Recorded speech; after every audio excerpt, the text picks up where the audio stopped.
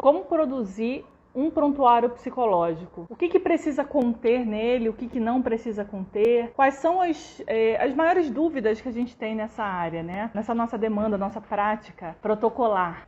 Uma das problemáticas, né, que a gente tem de não saber como produzir é sim, a gente fica falhando com as nossas obrigações, porque é uma obrigação que o psicólogo tem, protocolar, digamos assim, dentro da nossa área, da nossa profissão, mas também a gente fica pouco resguardado, né? Ela tem uma função de resguardar a gente também, tanto a gente quanto os pacientes também, né? Então, é necessário, é obrigatório que a gente faça. Agora, como fazer? A gente fica meio capenga, né? Porque na faculdade a maioria dos psicólogos não entram muito nesse assunto, os professores não falam.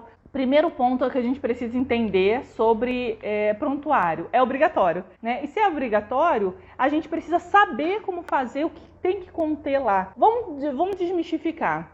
Tem dois tipos de documentos, né? De registros documentais, digamos assim. O prontuário e um registro documental das sessões.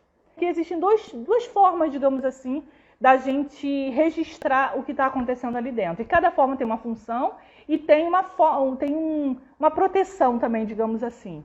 O nosso prontuário, claro, ele precisa ter questões técnicas obrigatoriamente, né? Nome, endereço, telefone. Uma coisa no decorrer dessa minha experiência com demandas graves, que mesmo com adultos eu sempre peço um telefone de contato de algum familiar, de algum amigo. Isso não é obrigatório para todos os prontuários, mas para mim é protocolar. Mas com relação ao prontuário que eu estava falando, sim, a gente vai precisar ter essas questões protocolares, né? CPF, ou seja, quando é um responsável, a gente precisa ter dos dois, né? Da criança ou adolescente, ou a pessoa que tem um tutor, né? Um responsável, e do responsável. O prontuário, ele é obrigatório, né? Precisamos fazer. Mas outro ponto importante é que ele não é só nosso, né? Esse prontuário também é do paciente. Então o paciente pode ter acesso a hora que ele quiser. Ele pode até pedir uma cópia para você. Outra coisa importante é que quando um paciente pede esse prontuário para a gente pode dar um prazo, né, para a entrega desse prontuário, porque é importante que ele esteja sempre em dia, sempre organizado, né? Isso é uma orientação do nosso conselho, inclusive, né, que a gente esteja mantendo esse prontuário sempre em dia, sempre certinho.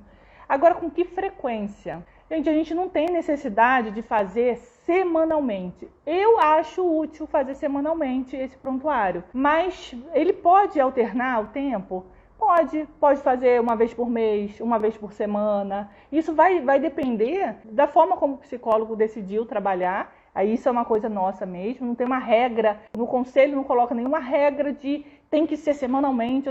Agora, pelo menos, eu acho útil semanalmente, porque a gente também vai vendo o nosso progresso ali dentro, né? Vendo as coisas que foram acontecendo. Às vezes não tem grandes coisas para a gente colocar ali no prontuário, né? Porque o prontuário, o que ele registra, né? O que esse prontuário registra para que a gente tenha que ter ali e não rompa com sigilo, porque ali a gente não vai romper sigilo nenhum, né? Até porque, se a gente for pensar em criança e adolescente, por exemplo, quem vai ter acesso a esse prontuário são os responsáveis, né? Então, olha só, né? Então a gente precisa manter o sigilo dessa criança e desse adolescente, né? Agora, quando é um adulto, também, a gente até pode, né, a gente vai assim, adaptar um pouco. Esse adulto que vai ter acesso, tem algumas coisas que de repente não tem problema colocar ali, porque é o adulto que vai ter acesso, ele próprio que tem acesso ao prontuário dele só a gente e o paciente, né? Claro, o CFP, o CRP, se for necessário,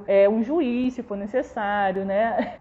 Por isso que ali não pode romper sigilo. Sigilo é um direito que a gente tem de resguardar do nosso paciente, né? A gente tem dever e direito, inclusive, né, de guardar sigilo. Dever porque a gente falar sobre questões íntimas do paciente, né? Isso ele é resguardado por lei. Mas direito porque a gente não pode ser obrigado a falar por ninguém. Então, o que a gente precisa colocar ali? Gente, nesse prontuário que a gente vai fazer, vai documentar nossos protocolos de tratamento, a gente vai precisar colocar ali, por exemplo, a data que começou, por que a pessoa procurou, quem procurou a gente, foi o pai, foi a mãe, foi o marido, foi a pessoa, por que a pessoa não veio. Eu costumo colocar sempre, por isso que eu acho importante fazer semanalmente, que eu gosto de colocar se faltou, se não faltou, sobre questões de pagamento, por exemplo, né? Deixou para pagar a semana que vem porque teve algum problema, algum percurso assim que possa acontecer diferente. Foi no psiquiatra, trouxe uma declaração do psiquiatra para mim sobre alguma coisa, trocou de medicação, tá usando medicação tal. Nada que comprometa a fala íntima, os segredos, as questões dessa pessoa. São só as questões protocolares que a gente vai colocar nesse prontuário.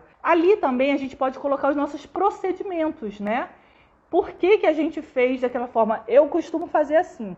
Eu sou terapeuta cognitivo-comportamental, mas isso serve para qualquer abordagem. Eu, por exemplo, falo, hoje fiz uma avaliação, primeira avaliação, expliquei sobre o modelo cognitivo para a pessoa. A pessoa entendeu bem. É uma forma que eu tenho também de não expor, né, os segredos que essa pessoa vai me dizer ali, mas ao mesmo tempo eu posso saber também o que eu estou fazendo durante as sessões e quais os meus objetivos com essas questões que eu estou colocando aqui, com os meus procedimentos. Quando a pessoa vem depois de umas férias, assim, né, às vezes, ou demora um pouco mais, eu posso saber o que eu fiz na última sessão. Então, isso é útil pra gente também, né? E aí, agora você que é psicanalista, você pode colocar que a pessoa iniciou a entrevista preliminar, você pode colocar, inclusive, que hoje a sessão não foi tão fluida, você sabe o porquê que não foi tão fluida, não vai estar ali. Agora, a gente pode escrever a sessão? Sim, num outro registro documental das sessões. Aí esse registro documental é nosso, não é do paciente, ele não tem acesso, né? Então é nosso por direito. Aí sim a gente pode fazer, mas tanto um quanto o outro, eles precisam estar resguardados, guardados num lugar seguro. Então a gente tem dois. Só que é obrigatório fazer o registro documental? Gente, esse não é obrigatório. Não é obrigatório ter um registro documental das sessões e tudo mais. Só que é útil fazer?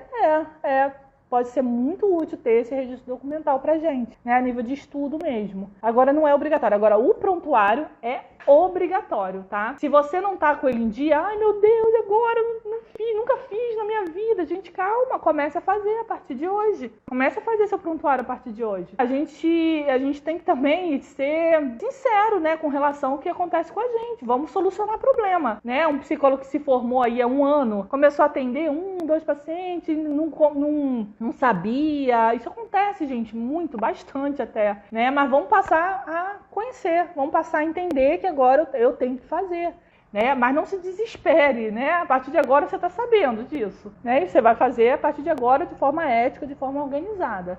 Beijo, gente. Tchau, tchau.